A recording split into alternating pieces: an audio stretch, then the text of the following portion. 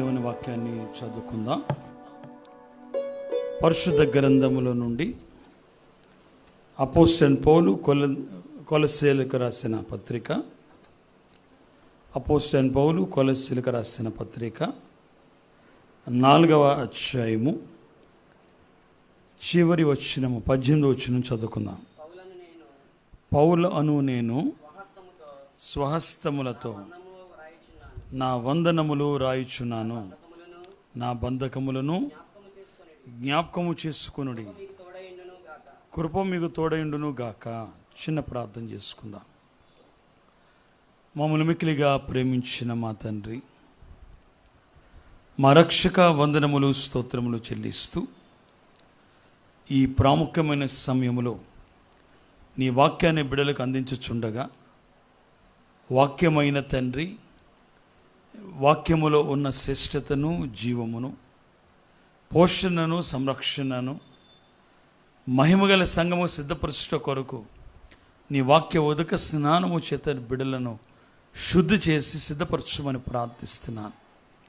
ఈ ప్రత్యేక సమయంలో నీ బిడ్డలు వినుగోరుచుండగా ఆత్మ చెప్పుచున్న మాట చెవి గలవాడు వినుగాక అని రాయబడినట్లు ప్రతి వారికి వినే మనస్సును అర్థం చేసుకోగలిగే నీ ఆత్మ సహాయమును అందిస్తూ నీ వాక్యము ద్వారా ప్రతి బిడ్డలతోనూ ప్రత్యక్ష ప్రసారం ద్వారా వినుచున్న వారితోనూ మాట్లాడమని వాక్యమని యేసునామములో మిక్కిలి బ్రతిలాడి వేడుకొనుచున్నాము తండ్రి. కూర్చుందాం. ప్రియమైన దేవుని పిల్లలారా, దేవుని మహాకృపను బట్టి ఈ శ్రేష్టమైన సమయంలో దేవుని యొక్క వాక్యాన్ని జాగ్రత్తగా వినాలి అని ప్రేమతో మనం చేస్తున్నాను. గడిచిన కాలములో అనేక సార్లు దేవుని యొక్క దివ్య లక్షణములు అనేక అనుభవాలు నేర్చుకుంటూ వచ్చాం. ఈరోజు ఆయన లక్షణములలో చాలా విలువైనది, ప్రతి లక్షణము శ్రేష్టమైనదే. ఏది గొప్పది అని నన్ను అడిగితే అన్నీ సమానమే. కానీ మానవ కోణములో దేవుని లక్షణములలో ఒక విలువైనది దేవుని యొక్క మహాకృప అనే సంగతి మనం జ్ఞాపకం చేసుకోవాలి. కాబట్టి దేవుని యొక్క మహాకృప లక్షణమును గురించి నేటి కాలములో ఆ కృపా కాలములో ఉన్నాము గనుక దీన్ని ఉద్దేశించి కొద్ది నిమిషాలు దేవుని యొక్క వాక్యాన్ని మీకు అందించాలి అని ఆశిస్తున్నాను. అపోస్తలుడైన పౌలు అందుకే కొలస్సీ సంఘానికి రాస్తూ ఈ ప్రాముఖ్యమైన మాటతో తన యొక్క మరి పత్రికను, ఉత్తరమును ముగించినట్లుగా మనం తెలుసుకుంటున్నాం. పౌలు చివరిగా అన్న మాట, ఆయన రాస్తున్న వందన వచనములు సాధారణ ఒక ఉత్తరానికి ముగింపులో వందన వచనము రాసినట్లు ఆయన రాస్తూ ఆయన అన్నమాట ఏంటంటే, నా బంధకములను జ్ఞాపకం చేసుకొనడి. నేను కష్టకాలములో, శ్రమకాలంలో ఉన్న స్థితిని ఒకసారి జ్ఞాపకం చేసుకోండి అంటూ దేవుని కృప మీకు తోడయుండును గాక అనే మాట వ్రాయబడింది. ఎందుకు పౌలు ఈ శ్రేష్టమైన మాట ముగింపులో రాస్తున్నారు? దేవుని కృప ఎలాగ తోడై ఉంటుంది మానవులకు? తన సాక్ష్యములో అనుభవం ఏంటంటే, నేను దేవుని కృపలో ఉన్నాను గనుక బంధకములలో ఉన్న, శ్రమలలో ఉన్న, కష్టకాలంలో ప్రయాణం చేయాల్సి వచ్చిన, మరణకరమైన పరిస్థితులు నాకు ఎదురైనప్పటికీ దేవుని కృప నన్ను ఈ స్థితికి నడిపించింది. మీరు కూడా అలాగ ఉండండి అని తన వందన వచ్చిన ముగిస్తూ దేవుని కృప నాకే కాదు మీకు తోడై ఉండాలి అనే మాటతో ముగించినట్లు కనపడుతుంది. ఈ మాట తీసుకొని మీతో మాట్లాడాలి అని ఆశిస్తున్నాను. కాబట్టి జాగ్రత్తగా మరొకసారి నేను చదువుతాను, మీ గ్రంథాలు తెరిచి చూడాలి అని మనం చేస్తున్నాను. పరిశుద్ధ గ్రంథముల నుండి అపోస్తలుడైన పౌలు కొలస్సీ సంఘానికి రాసిన పత్రిక 4వ అధ్యాయము చివరి అధ్యాయము మరి 18వ వచనాన్ని చదువుకుందాం. కొలస్సీ రాసిన పత్రిక 4:18 నేను చదువుతాను, మీరు చూడండి. పౌలను నేను స్వహస్తములతో నా వందనములు రాయిచున్నాను, నా బంధకములు జ్ఞాపకము చేసుకొనుడి. ముఖ్యమైన మాట ఈరోజు, కృప మీకు తోడైండును గాక. ప్రియమైన దేవుని పిల్లలారా, ప్రభువైన యేసుక్రీస్తు యొక్క కృపా సమాధానములు దేవుడు మనల్ని అనుగ్రహించును గాక. జాగ్రత్తగా వాక్యాన్ని వినాలి. దేవుని యొక్క కృపా కాలములో, నేటి కాలములో మన అందరూ కూడా ఉన్నాము అనే సంగతి జ్ఞాపకం చేసుకోవాలి. కృపాకాలము అనే మాట చాలా చాలా ప్రాముఖ్యమైనది. ఈ కృపాకాలము ఎలాగ ప్రారంభించబడింది, కృపాకాలము ఎక్కడి నుంచి ప్రారంభించబడింది అని నన్ను అడిగితే, దేవుడు ఈ భూమిని ప్రారంభించినప్పుడే, దేవుడు సృష్టిని సృష్టించాలని తలంపులో కలిగినప్పుడే, మానవుల కొరకు ఈ భూమిని, ఆకాశమును, నీరును, జలములను, అలాగే ప్రతి వృక్షములను సృష్టించాలి అనే ఆలోచన పుట్టినప్పుడే మానవుని కొరకు దేవుని కృప సిద్ధపరచబడింది అనే మాట జ్ఞాపకం చేసుకోవాలి. మీకు అర్థం కావడానికి ఒక ప్రాముఖ్యమైన సంగతి మీ ముందు ఉండిస్తాను. ఆ మాట ఏంటంటే, కాలము అనేది ఎలాగా వచ్చింది. చాలామంది ఏమనుకుంటారంటే, మరి ఇతరులు అనగా క్రైస్తవేతరులు వాళ్ళు అన్న మాట ఏంటంటే, 4వ దినమున దేవుడు సృష్టి చేశాడు, క్షమించే 4వ దినమున దేవుడు సూర్యుడు, చంద్రుడు, నక్షత్రములను చేశారు గనుక అప్పటి నుంచి సమయము ప్రారంభించబడింది. మరి మొదటి దినమున అస్తమయమును ఉదయము కలుగగా ఎలా జరిగింది అనే మాట వాడే అనుభవం కనపడుతుంది. కొంతమంది ఆ ప్రశ్న వేస్తూ ఉంటారు, ఎలాగ దేవుడు మొదటి దినమైంది, రెండో దినమైంది, మూడో దినమైంది, మొదటి దినమున వెలుగును చీకటిని వేరు ఎలా పరిచారు దేవుడు, ఆకాశ జలాలను భూజలాలను రెండో దినం ఎలా వేరుపరిచారు. నేను ఇక్కడ అర్థం కావడానికి ఒక మాట చెప్తాను. కాలము అనేది ఎవరి హస్తములో ఉన్నది? కాలములు, సమయములు ప్రభు హస్తములు ఉన్నవి. సృష్టి కూడా దేవుడు కలుగునుగాక అంటే ఆయన నోటి మాట చేత త్రితమైన దేవుడు కలిగించిన కార్యము అనే సంగతి మనం ఎరిగిన వారమై ఉన్నాం. అన్నది తండ్రి, ఆ పలుకు, ఆ వాక్యము కుమారుడు, అది నెరవేర్చింది పరిశుద్ధాత్ముడు. ఏకరీతిగా చేసిన పని సృష్టి కార్యక్రమాలు. ఇప్పుడు కాలము గమనించండి, దీనికి అతీతమైనది ఏం కాదు. కాలము కూడా దేవుని సృష్టిలో కలిగించిన, ఒక భూమిని ఎలా కలిగించాడు, ఒక నక్షత్రం ఎలా కలిగించాడు, ఒక సూర్యుని దేవుడు ఎలా కలిగించాడు, ఒక విత్తనములు ఇచ్చే చెట్లను ఎలాగ మొలమని చెప్పినప్పుడు అవి కలిగించబడినవు, కాలము కూడా అలాంటిదే. దేవుడు సమయం ఇస్తేనే సమయం ప్రారంభించబడింది. కాలము కూడా దేవుని సృష్టి అయి ఉన్నది అనే సంగతి మనం జ్ఞాపకం చేసుకోవాలి.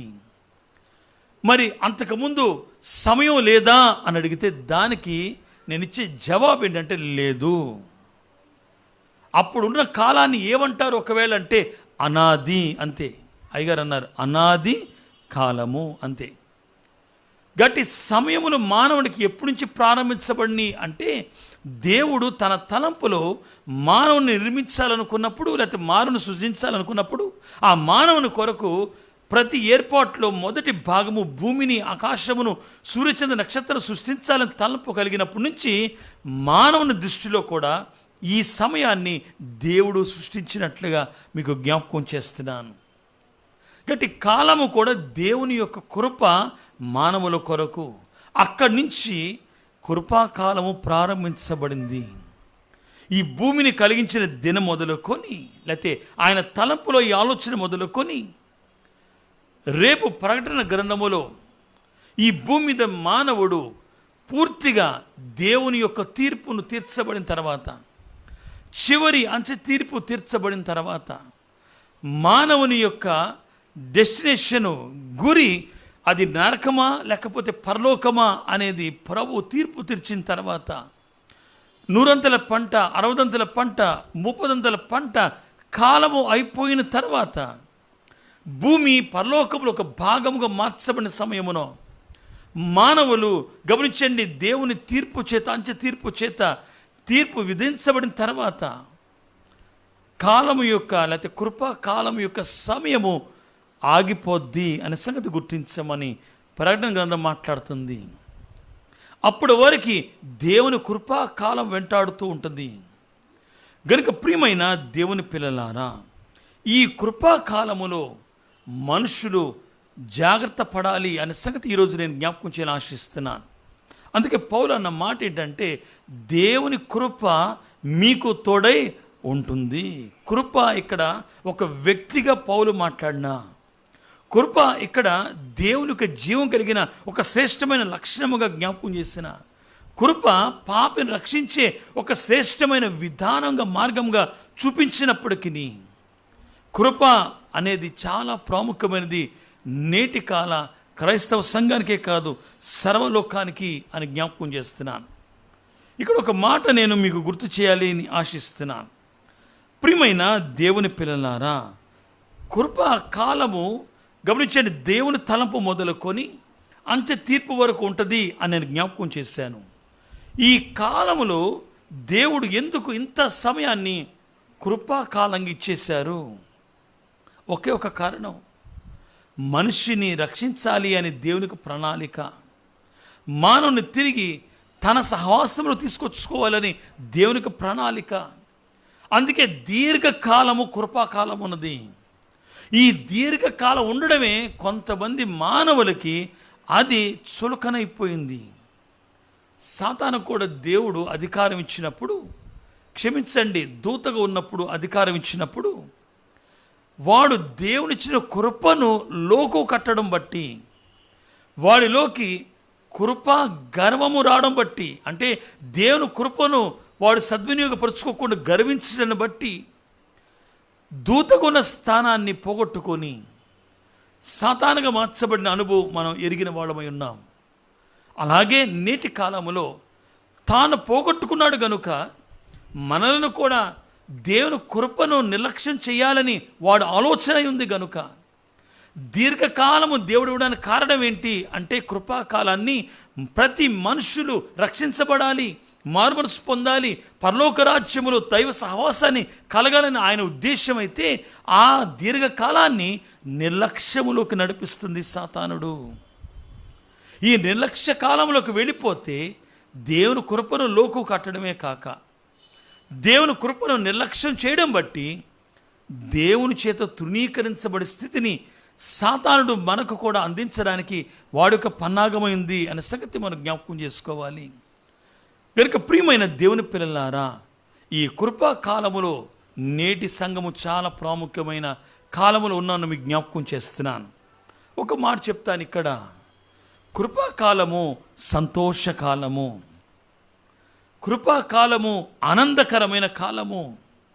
కానీ ఇక్కడ ఒక నేర్చుకోవాల్సిన ఒక ప్రాముఖ్యమైన సంగతి ఏంటంటే, కృపాకాలములో శిక్ష ఉంటుందా అంటే ఉంటుంది. శిక్ష కూడా కృపలో ఒక భాగమై మిళితమై ఉన్నది అనే సంగతి మనం జ్ఞాపకం చేసుకోవాలి. దేవుని కృప గమనించి కేవలము ఆనందకరమైంది, కేవలం సంతోషకరమైనదే కాదు, అందులో శిక్ష కూడా ఆనందంగానే ఉంటుంది మీరు కృపను అర్థం చేసుకుంటే. గనుక ప్రియమైన దేవుని పిల్లలారా, దేవుని యొక్క మహాకృపను గమనించండి, మానవులకి శిక్షగాను గమనించండి ఎందుకు కనపడుతుంది అంటే, మానవులకు ఆ కృప రక్షించడానికే తప్ప ఆ శిక్ష మనల్ని శ్రమ పెట్టడానికి కాదు అనే సంగతి గుర్తిస్తే ఆ మానవుడి శిక్ష కూడా ఆనందకరంగానే కనపడుతుంది. ఈరోజు ఒక మాట మీకు అర్థం కాదని చెప్తాను నేను. ఉదాహరణకి మొదటి దంపతులు తీసుకోండి. ఆదామవ్వలు దేవుని కృపాకాలంలో ఉన్నారు. అందుకే ప్రతి చల్లపూట దేవుడు దిగొచ్చి వారితో మాట్లాడటం మొదలుపెట్టారు. దేవుడు వారికి కావాల్సిన ప్రతి అవసరం తీర్చుకుంటూ వచ్చారు. ఇది దేవుని యొక్క మహాకృపను బట్టి మానవుని కొరకు ప్రతి దాన్ని సృజించారు.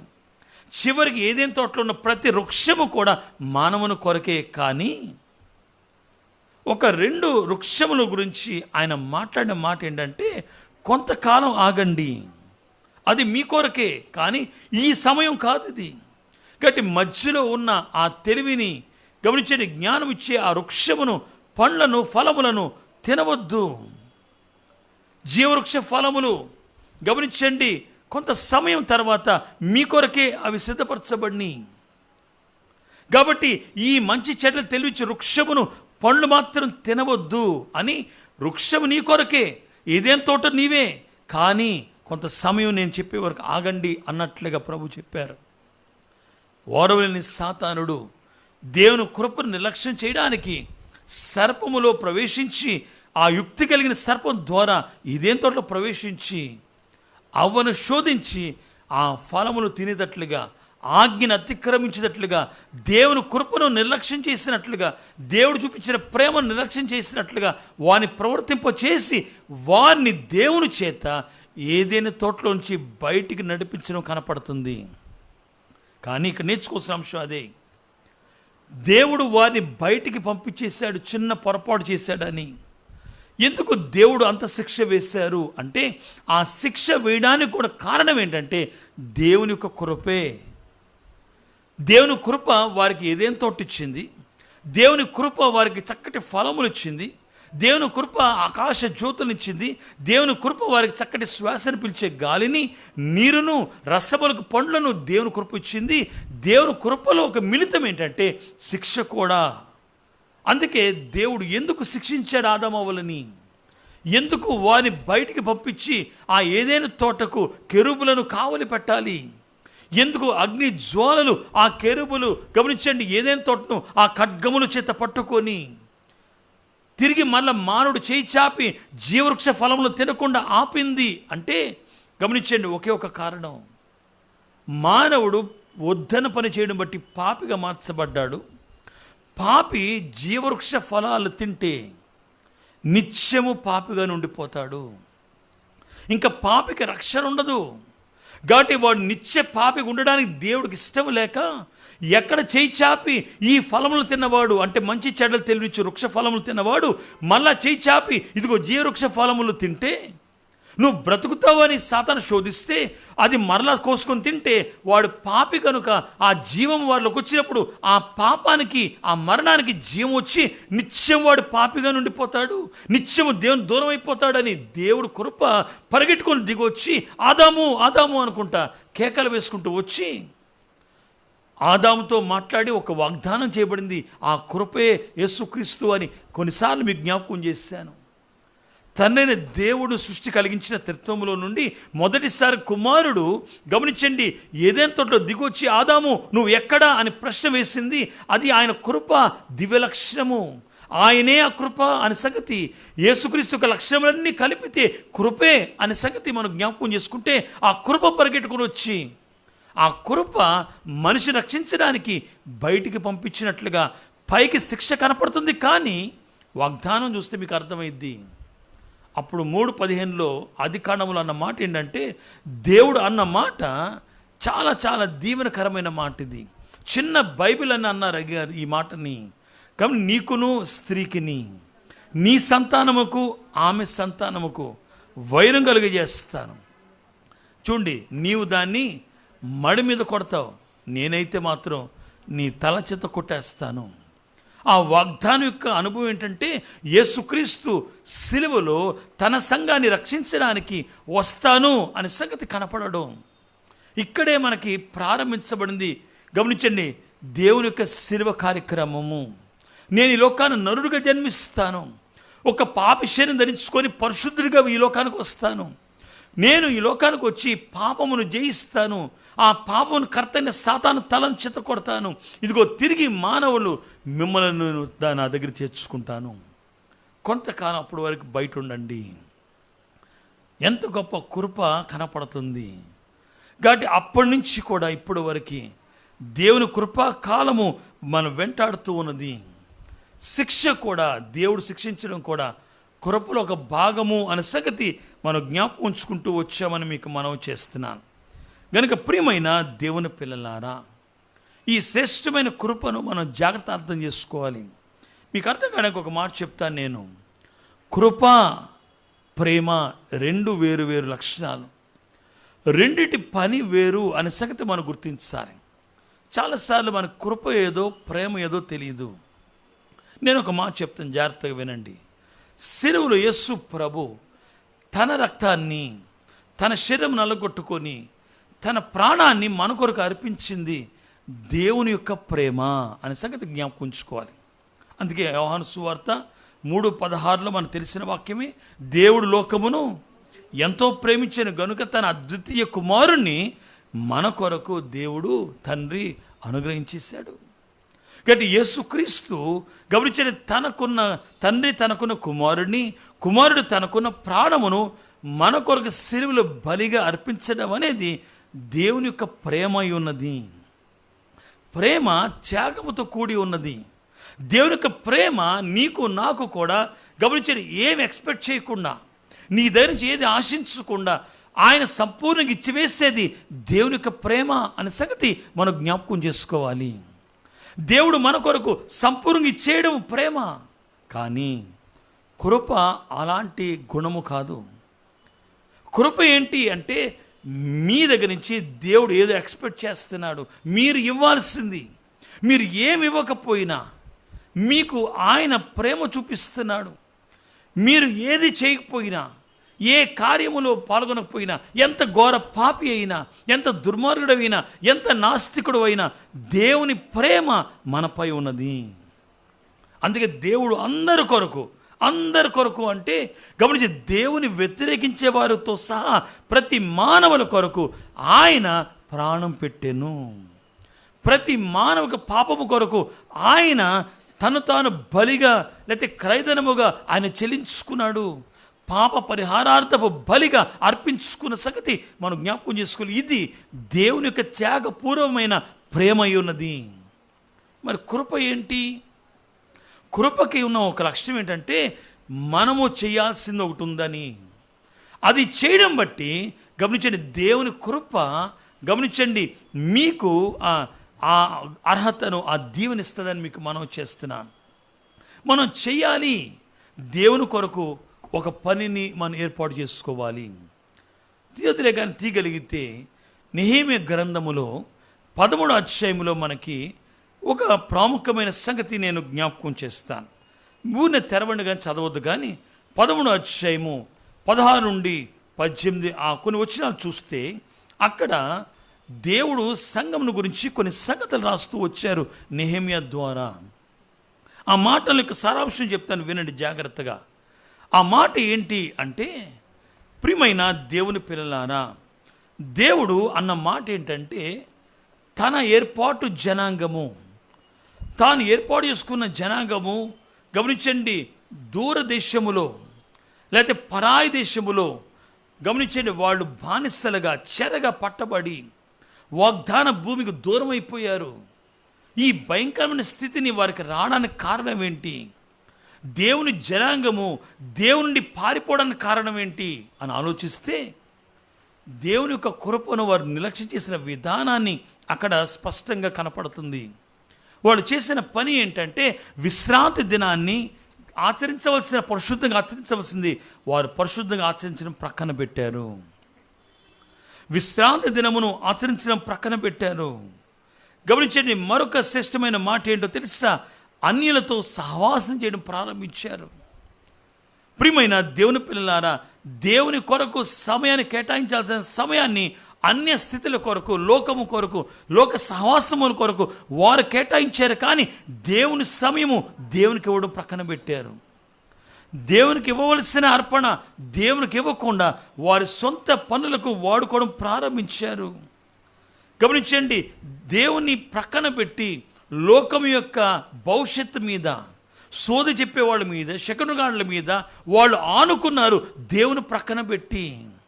గనుక ప్రియమైన దేవుని పిల్లలారా, ఇలాంటి భయంకరమైన పరిస్థితులను బట్టి, దేవుని సమయాన్ని పాడు చేయడం బట్టి, దేవుని సన్నిధి నిర్లక్ష్యం చేయడం బట్టి, దేవుని కొరకు అర్పించవలసినవి కార్యములను ప్రక్కన పెట్టడం బట్టి దేవుని ప్రజలు దేవుని దూరం అయిపోయారు. అయినప్పటికీ దేవుని కృప వారిని విడిచిపెట్టలేదు. దేవుడి కృప వెంటాడుతున్న కారణం ఏంటంటే, ఎజ్రా లాంటి వారిని, నెహెమ్యా లాంటి వారిని దేవుడు పంపించి వారిని ఆ కాలములో అంటే చెరకాలములో కూడా హెచ్చరించడానికి, వారిని గద్దించి తిరిగి మన వారి దేశానికి నడిపించడానికి దేవుడు వారికి అనేకమైన రీతిలుగా మాట్లాడడం ప్రారంభించారు. అయినప్పటికీ కృప విస్తరించడం బట్టి నిర్లక్ష్యం చేయడం కనపడుతుంది. కనుక ప్రియమైన దేవుని పిల్లలారా, ఈరోజు నేర్చుకోవాల్సిన అంశం అదే. చాలాసార్లు మనము కూడా ఇలాంటి పద్ధతిని పాటిస్తున్నాము. కాబట్టి దేవుని కృప అంటే అర్థం ఏంటంటే, మన నుంచి దేవుడు ఏదో ఎక్స్పెక్ట్ చేస్తున్నాడు. సరైన పరిశుద్ధ దినం ఆచరించకపోవడము, అర్పణ సరిగ్గా ఇవ్వకపోవడము, సమయాన్ని సద్వినియోగపోవడము, లేకపోతే దేవుని కొరకు చెందవలసినవి మనం చేయట్లేదేమో, ఇవి చేయడానికి నీవు నేను ఏమంటున్నావు తెలుసా? మా దగ్గర శక్తి లేదు, మా దగ్గర బలము లేదు, మా దగ్గర అంత అవకాశం లేదు, గనుకనే చేయలేకపోతున్నామంటే ఇప్పుడు కృప దిగొచ్చుద్ది. చూడండి, నా మాట జాగ్రత్త. కృప వచ్చి నీవు దేవుని కొరకు చేయడానికి నేను సహాయపడతాను. నాకు అర్హత లేదు నువ్వు అనుకుంటావా? నేనున్నాను అనేది కృప. అంటే దేవుడు ఎక్స్పెక్ట్ చేసింది నీ ద్వారా జరిగించడానికి ఎవరు సహాయపడతారంటే, అర్హత లేని నీకు అర్హతనిచ్చేవాడు ఎవరంటే దేవుని యొక్క కృప. అది నేర్చుకోవాలి.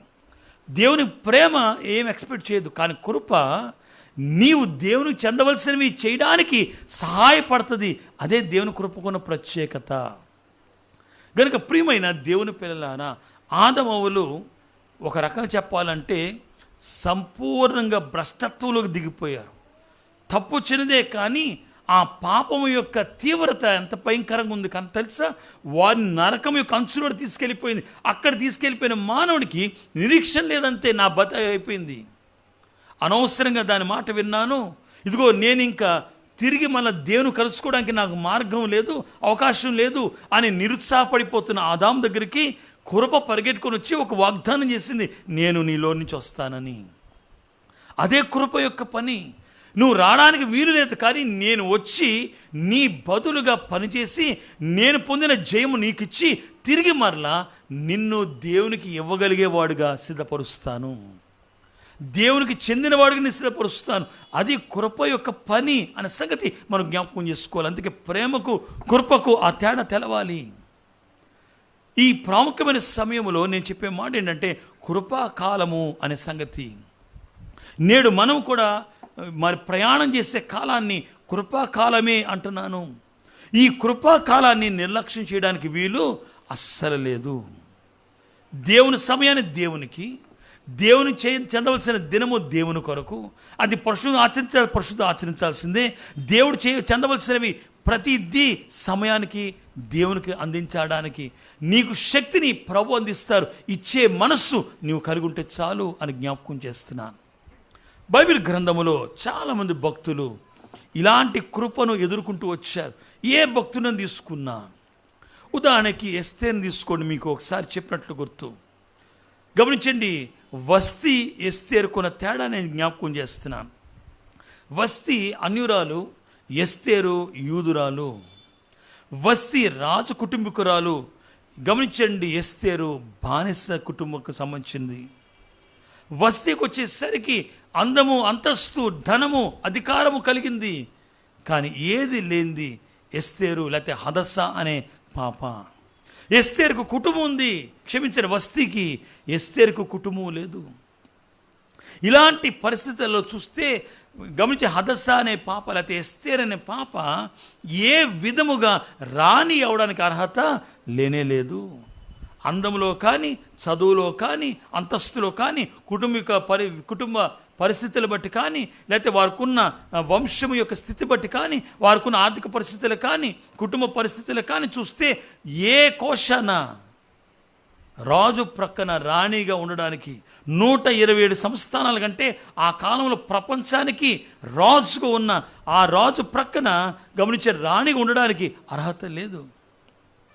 అయినప్పటికీ దేవుని కృప తీసుకెళ్ళి అక్కడ నిలబెట్టింది. అర్హత లేని హదస్సాకి, ఎస్తేర్కి అర్హతనిచ్చింది దేవుని కృప. కృప అంటే అదే అర్థం. అర్హత లేని మానవునికి అర్హతనిచ్చుటయే, యోగ్యత లేని మానవునికి యోగ్యతనిచ్చుటయే కృప యొక్క ప్రాముఖ్యమైన పని. కాబట్టి ఇప్పుడు ఎస్తేరు రాణిగా ఉండడానికి కారణం ఏంటి అని అడిగితే ఆమెకున్న తెలివితేటలు కాదు, ఆమెకున్న జ్ఞానం కాదు, ఆమెకున్న సౌందర్యం కాదు, ఆమెకున్న ధనం కాదు. ఎందుకంటే ఏమీ లేవు ఆమెకి. పుట్టినప్పుడే తల్లి చనిపోయింది, పుట్టిన కొంతకాలానికి తండ్రి చనిపోయాడు, ఇంకా అన్నం లేరు, అక్క లేరు, చెల్లి లేరు, సొంత కుటుంబం లేదు, ఒక పెదనాన్న పిల్లలు తప్ప.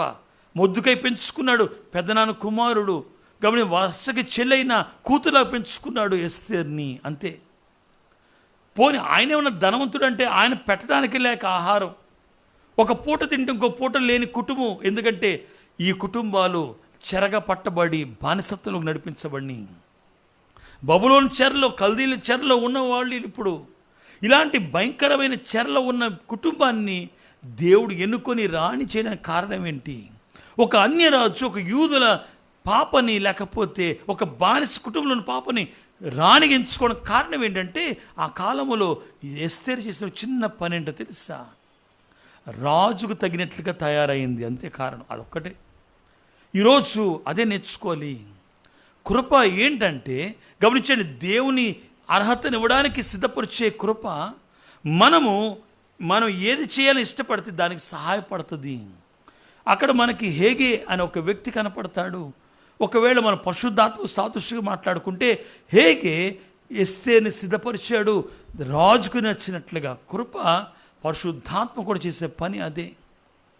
నిన్ను తండ్రికి లేకపోతే కుమారుని ప్రభు ప్రక్కన పెండ్లి కుమార్తె సిద్ధపరచడానికి కృప నిలబడుతుంది అనే సంగతి జ్ఞాపకం ఉంచుకోండి. మీరు తీసుకోవాల్సిన నిర్ణయం ఏంటంటే దేవుని కృపను అందుకోవడానికి ఇష్టపడాలి, ఆయన సన్నిధి రావడానికి ఇష్టపడాలి. ఇందాక నేను చెప్పిన మాటలు చూస్తే నెహెమ్యా గ్రంథములో గమనించండి, వారు ఏ కోశాన్ని దేవుని సన్నిధి రావడానికి వీల్లేదు.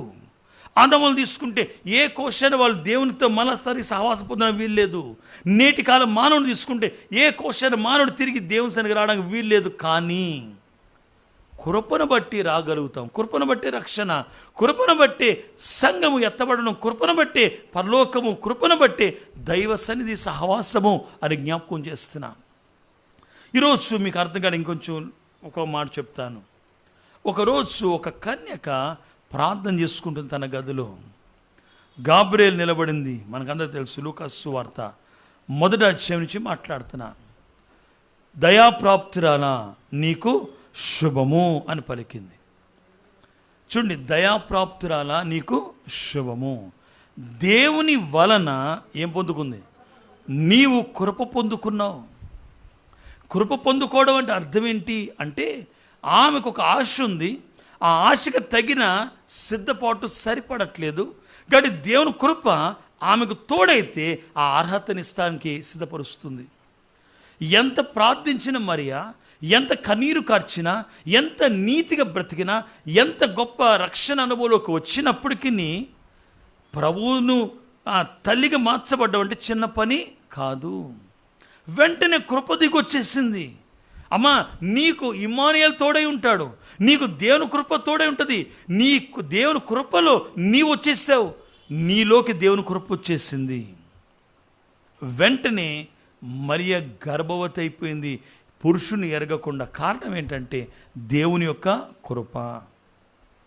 చూడండి, ఈ గొప్ప స్థితి రావడానికి మరే కారణం ఏంటి అని అడిగితే ఆమెకు ఒక ఆశ ఉంది, ఏంటంటే వాగ్దానం నాలో నెరవేరాలని. ఆశ ఉన్నంత మాత్రాన అర్హత వస్తుందా అంటే రాట్లా. కానీ అర్హత రావడానికి ఎవరు తోడై ఉండాలి? దేవుని కృప తోడై ఉండాలి. కాబట్టి ప్రియమైన దేవుని పిల్లలారా, మనలో చాలామందికి ఉదాహరణకి ఆర్థిక పరిస్థితిలో చెప్తే దేవునికి ఇవ్వాలని, దేవుని చెయ్యాలని మీకు ఆశ ఉండొచ్చు. కానీ మనసైతే ఉంది, కానీ ఏమి లేదు, స్తోమత లేదు. ఇప్పుడు మనకి దేవుని కృప తోడైతే ఆ అంతస్తును దేవుడిస్తే ఇవ్వడానికి మీ మనసు సరిపోతే చాలు, ఆ అర్హతను మనం సంపాదించుకుంటాం. నిన్న కాక మొన్న ఒకరు నాకు ఫోన్ చేశారు, అయ్యా మా తండ్రియే ఆటంకం పడుతున్నాం, మాకు రావాల్సిన ధనం రాకుండా, మాకు చెందవలసిన ఆస్తి మాకు వారసత్వానికి, నేను కుమార్తెను, నాకు ఇవ్వాల్సింది ఆయన ఇవ్వట్లా, కాబట్టి ఆయన ఇచ్చేట్లో ప్రార్థించండి, దాంట్లో సగము ఏంటంట, సగము దేవాలయానికి ఇచ్చేస్తాను, ఎంత వస్తే అంత. నేను దేవుని కృప నీకు తోడై ఉంటుంది, నేను అదే ప్రార్థన చేస్తాను. దేవుడు నీకు మంచి భవిష్యత్తు ఇవ్వాలి అంటే ఇక ఆశ ఉంది, ఆశకు దేవుని కృప తోడైతే నీ కార్యాలు సఫలపరచబడతాయి. ఆదాముకు ఆశ ఉంది, కానీ మార్గం లేదు, దారి లేదు, దిక్కు లేదు. పడిపోయాడు ఆదాము తెలుసు, ఆత్మ పోయిందని తెలుసు, మహిమ పోయిందని తెలుసు, తాను దిగంబరైపోయాడని తెలుసు, తన శరీరము సిగ్గుతో కప్పుకుంటున్న సంగతి తెలుసు. తనకి తెలివితేటలు వచ్చేసిన తర్వాత దేవుని తిరిగి మరల కలుసుకుంటే భయం వేసి చెట్టుచాటు దాక్కున్నాడని సంగతి తెలుసు. దేవుని ముందు నిలబడ్డానికి అర్హత లేని వాడిని తెలుసు. ఇన్ని ఉన్నా ఆయనలో ఒక మాట ఏంటో తెలుసా, నేను తిరిగి మళ్ళీ ఎప్పుడు దేవుని కలుసుకుంటానా, కానీ కలుసుకోవడానికి మార్గము తెలియదు. అందుకే కృప దిగొచ్చి తిరిగి మళ్ళీ కలుసుకోవడానికి అర్హతనిచ్చింది ఆదాముకి. ఆశ అయితే ఆ మరియమ్మకు ఉంది, కానీ ఎలాగ దేవుని కనడానికి అర్హత అంటే దేవుని కృప తోడయ్యో దిగొచ్చేసింది. కృప చేసే పని ఇదేనండి. ఈరోజు నేర్చుకోవాల్సిన మీ అంశం అదే. ప్రియమైన దేవుని పిల్లలారా, దేవునికి ప్రతి లక్ష్యం వెనకాల కృప అంటూ ఉంటుందని గుర్తించండి. అన్ని లక్షణాలు గొప్పవే. కారణం ఏంటంటే ప్రతి లక్షణములో కృప ఉన్నది. ఆయన ప్రేమలో, ఆయన న్యాయములో. ప్రేమ క్షమిస్తుంది, కృప శిక్షిస్తుంది. రెండు కృప కలిగినవే. దేవునికి న్యాయము శిక్షిస్తుంది, దేవునికి ప్రేమ క్షమిస్తుంది. కానీ రెండిట్లో ఉన్నది ఏంటంటే కృపయే. అది ఒకవేళ నిన్ను ప్రేమించినా, నిన్ను క్షమించినా, నిన్ను శిక్షించినా కృప నిలబడుతుంది అనే సంగతి జ్ఞాపకం ఉంచుకోవాలి. మీకు తెలుసు, గమనించండి ప్రియమైన దేవుని పిల్లలారా, పాప స్త్రీని నిలబెట్టారు ప్రభు ముందు. అందరూ చిన్నలు మొదలుకొని పెద్దలు రాళ్ళు పట్టుకుని వచ్చి నిలబడ్డారు. వాళ్ళు అన్నమాట ఏంటో తెలుసా, ఈమె వ్యభిచారం చేస్తా పట్టబడింది. వ్యభిచారం చేసిన పురుషుడేమయ్యాడో తెలీదు. అక్కడే వాళ్ళ యొక్క తీర్పు అన్యాయం కనపడుతుంది. ఒక స్త్రీనే తీసుకొచ్చి ముందు నిలబెట్టి ఎలాగని స్త్రీని కొట్టాలి, ఎందుకంటే దేవునికి న్యాయం చెప్తున్న మాట ఏంటంటే పాపం చేసిన ప్రతి స్త్రీ రాళ్లతో కొట్టి చంపబడాలని ధర్మశాస్త్రం మాట్లాడుతుంది కనుక అదే పట్టుకొచ్చారు. కానీ దేవుని కృప కూడా ఉంది అనే సంగతి వారు గుర్తించలా. వాళ్ళు గుర్తింప చేయడానికే దేవుడు చేసిన పని ఏంటంటే ఎవరి పేరు ఎత్తకుండా నేల మీద వంగి ఏమో రాస్తున్నాడు, చిన్నల మొదలు పెద్దల వరకు రాళ్ళు పడేసి వెళ్ళిపోవడం. కారణం ఏంటంటే పాపం పడేయడం ఇష్టం లేక దేవుని కృపను వాళ్ళు లోకు కట్టడమే, దేవుని ప్రేమను వాళ్ళు నిర్లక్ష్యం చేయడమే అనే సంగతి. కానీ ఆ స్త్రీ కన్నీరు కార్చింది. అందరూ వెళ్ళిపోయారు, స్త్రీ మధ్య నిలబడిందనే సంగతి మనకు తెలుసు. ఒక ప్రక్కన దేవుని ప్రేమ, ఒక ప్రక్కన దేవుని న్యాయం నిలబడి ప్రేమ అంటదంట, ప్రభువా ఈరోజు నువ్వు లేకపోతే ఈ స్త్రీ చంపబడేది అంటే దేవునికి న్యాయం అంటది, నిజమే ప్రభువా నువ్వు నిలబడ్డావు గనుక వాళ్ళందరూ రాళ్ళు పడేశారు, వాళ్ళు పాపం చేశారు గనుక వెళ్ళిపోయారు. కానీ నీవు పరిశుద్ధుడు కదా, నువ్వు ఆ రాళ్ళు తీసుకొని నువ్వు అన్నమాట నెరవేర్చు అంటుంటే కృప నిలబడిపోయింది అక్కడ. కృప ఏముందో తెలుసా, న్యాయానికి న్యాయం చేయి, ప్రేమకు ప్రేమ చేయి అని అడిగితే కృప అర్హత లేని ఆ స్త్రీకి రాత కూడా చంపబడాలి, నరకానికి త్రోసివేయబడాల్సిన స్త్రీని రక్షించడానికి కృప నిలబడిపోయింది. ఆ కృపయే ఆ ప్రభు రూపంలో ఉంది కనుక ఆ కృప అన్న మాట ఏంటో తెలుసా, ఆ శ్రమ నేను పడతాను. రెండిటితో, ఆ ప్రేమతో న్యాయముతో అన్న మాట ఏంటో తెలుసా, నేను కాదు రాళ్ళు తీసుకొని కొట్టాల్సిన స్త్రీని, మీరు ఆ రాళ్ళు తీసుకొని స్త్రీని కాదు నన్ను కొట్టండి. ఆమె పాప భారము, వ్యాధి భారము, శిక్ష భారము నా మీద వేసుకుంటున్నాను, నన్ను శిక్షించండి. అందుకే ఈ లోకాన్ని నేను వచ్చాను. ఆదాం పాపాన్ని వేసుకున్నాను, ప్రతి మానవ పాపాన్ని వేసుకోవడానికి వచ్చాను కనుక నన్ను శిక్షించండి, ఆమెను క్షమించండి అని. అమ్మ ఇంకా పాపం ఎన్నడూ చేయొద్దు అని పంపించేశాడు. అందుకే ఎంత గొప్ప దీవెనకరమైన సందర్భము. కనుక ఈరోజు నేర్చుకోవాల్సిన అంశం ఏంటంటే మనము అలాంటి కృపాకాలంలో ఉన్నాము. ఈ కాలమును పొరపాటు నిర్లక్ష్యం చేయొద్దు. దేవుడిచ్చిన కాలము దాటిపోయిన తర్వాత నాశన కాలం వచ్చేస్తుంది. ఆ నాశనకరమైన కాలములో మీరు కృప కొరకు ఎంత వెతికినా వేస్ట్ అయింది. ఇది దొరికే కాలము, ఇది కనపడే కాలము, ఇది ఇచ్చే కాలము, ఇది మాట్లాడే కాలము. ఈ కాలములో కృప విస్తరించబడింది. కేవలం నువ్వు నిర్లక్ష్యం ఉండడానికి కాదు, నిన్ను దేవుడు తిరిగి తన సన్నిధికి చేయాల్సిన పనులన్నీ నీ ద్వారా చేయించి అర్హతనిచ్చి, ఇదిగో ప్రభువా ఈ బిడ్డ ఇంత గొప్ప పనులు చేశాడని దేవుని ఎదుట సాక్ష్యం చెప్పి ఆయన సింహాసనం కూర్చోబెట్టాలి నిన్నని. ఆ అర్హతను నిలబెట్టుకోవాలంటే కృపాకాలములో కృప నిర్లక్ష్యం చేయకుండా, దేవుని కృప ఉంది అని గుర్తించిన ఈ కాలంలో దేవుని సహవాసంలోకి రావడానికి ఆయన కృప సహాయం కోరుకోండి.